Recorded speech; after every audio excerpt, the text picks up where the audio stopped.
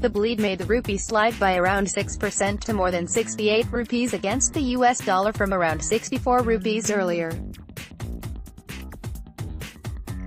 The latest oil shock, an increase from $69 last year to $80 per barrel this week, is courtesy of the American President, Donald Trump, who unilaterally pulled the United States out of the 2015 deal that Iran had reached with the UN's Permanent Five: US, UK, Russia, France, China, plus Germany. This spooked the global financial markets, which justifiably fear new trade sanctions on Iran, ending 5% of world production. The nuclear deal had ended sanctions and boosted world supply. Prices declined from $84.20 in 2014-15 to $46.20 in 2015-16. New sanctions may reverse the trend. The gainers are the oil producers. The U.S. president has imposed the supply constraint that OPEC finds difficult.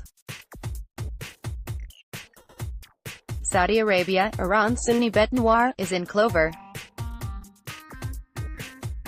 The 42% increase in prices relieves fiscal stress, is wonderful for the long-awaited listing of Aramco, its national oil company, and avoids the unpleasantness of having to tax its citizens or reducing their benefits. Other countries in the Gulf, Venezuela and Russia will also benefit.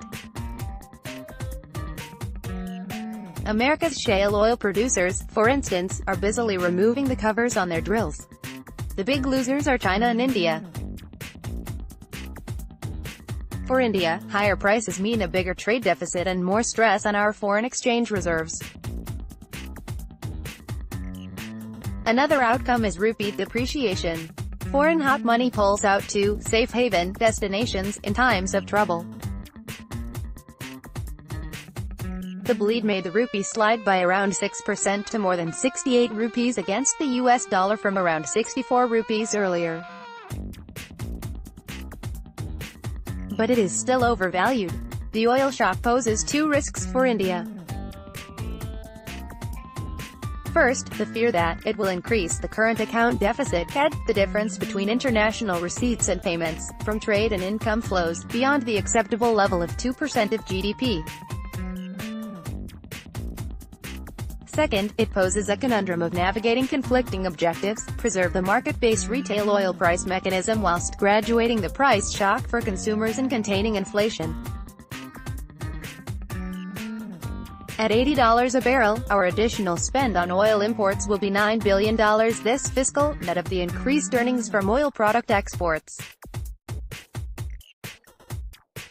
But the threat to keeping the CAD below the target of 2% of GDP is overhyped. The oil shock has a silver lining.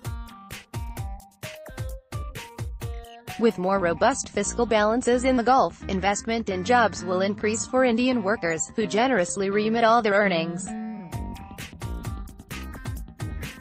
Inward remittances, higher than $69 billion last year, will dilute the impact on CAD. More petrodollars to spend will boost our exports to the Gulf.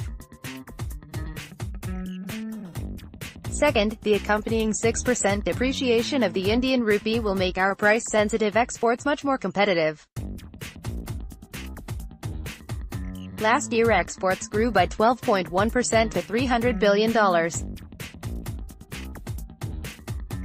A 3% growth in exports this year would generate the additional spend needed on oil imports of $9 billion.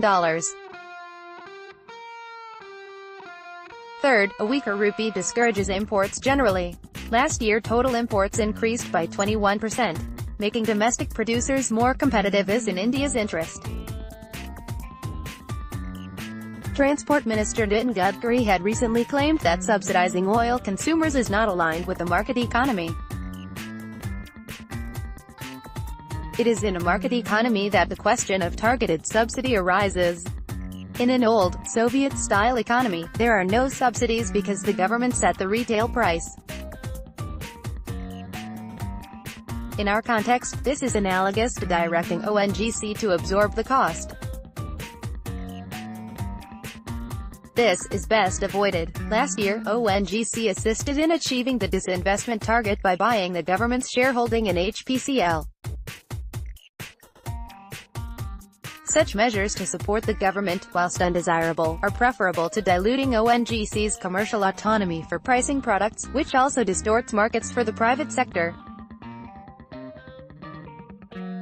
Three options present themselves. First, intrusive budget scrutiny can do the trick. A fiscal, surgical strike slashing frivolous expenditure, which has crept in, can generate the 0.6 trillion rupees to sanitize consumers from a price increase.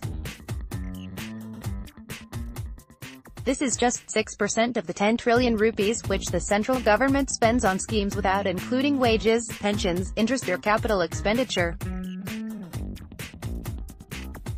Second, it is not desirable to entirely sanitize customers from the oil shock.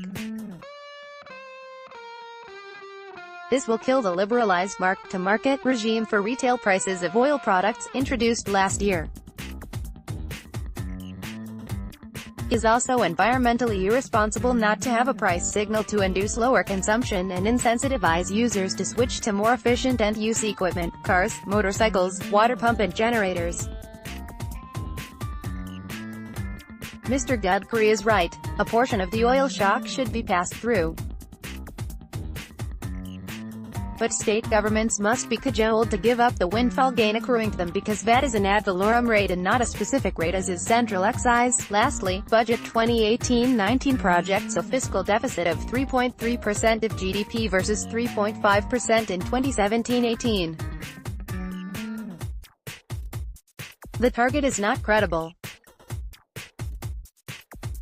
Capitalization of stressed public sector banks, agriculture minimum support price revisions, and the new flagship Ayushman Bharat medical insurance scheme will push the deficit beyond the target.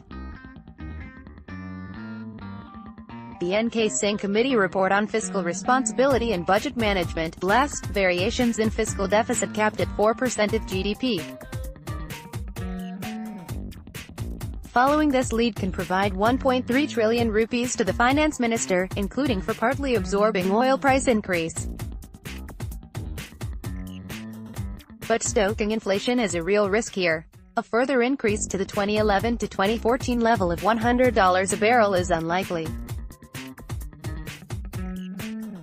Oil producers, like Venezuela, need to cash into the high price.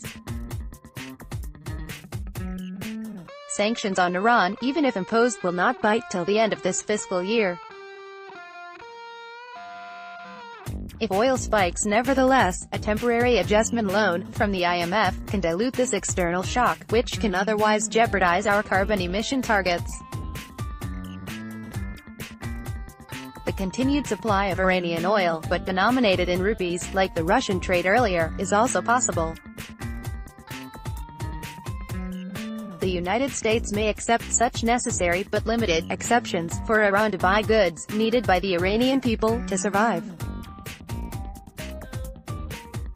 Economic stress creates reform entry points because the urgency becomes publicly visible. 1991 was an extreme event.